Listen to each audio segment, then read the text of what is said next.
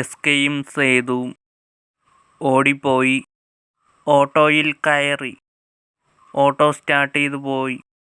പ്രതീഷിൻ്റെ വീട്ടിൽ വന്നു. അമ്മയുമായി സംസാരിക്കുന്നു. എസ്കയെ ഓർക്കുന്നു. എസ്കെ ബൈക്കിൽ വന്നിറങ്ങി.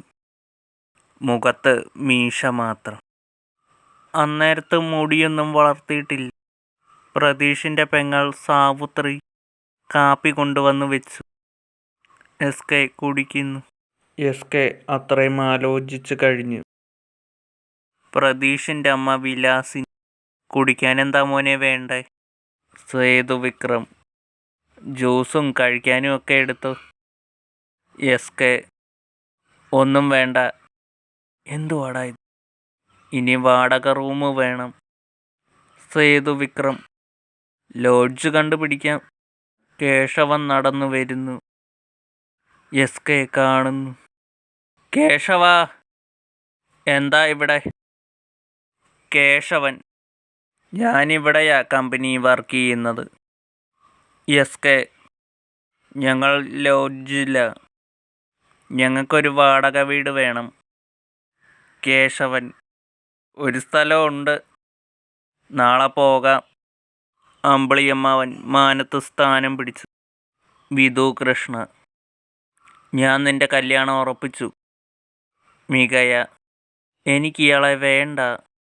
വിധു കൃഷ്ണ, അതിനയാളെ കണ്ടില്ലല്ലോ, പറയണതനുസരിച്ചാൽ മതി.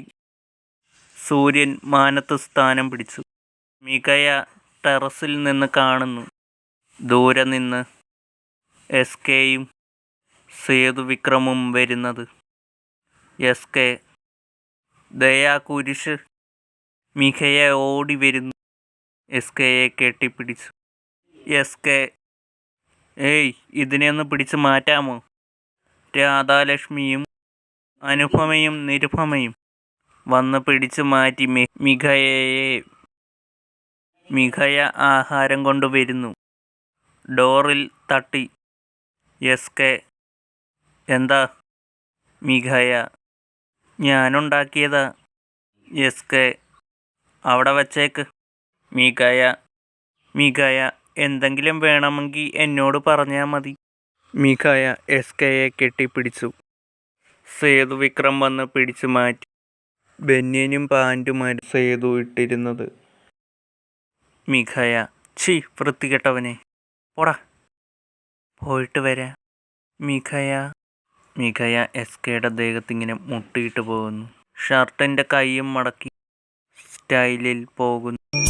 നീയൊരു പുഴയായി തഴുകുമ്പോൾ ഞാൻ പ്രണയം വിടരും കരയാകും. കനകമയൂരം നീയാണെങ്കിൽ മേഘക്കനവായി പൊഴി. ഇതിൻ്റെ ബാക്കി ഭാഗം ഇതേ സമയത്ത് നാളെ ഉണ്ടായിരിക്കുന്നതായിരിക്കും.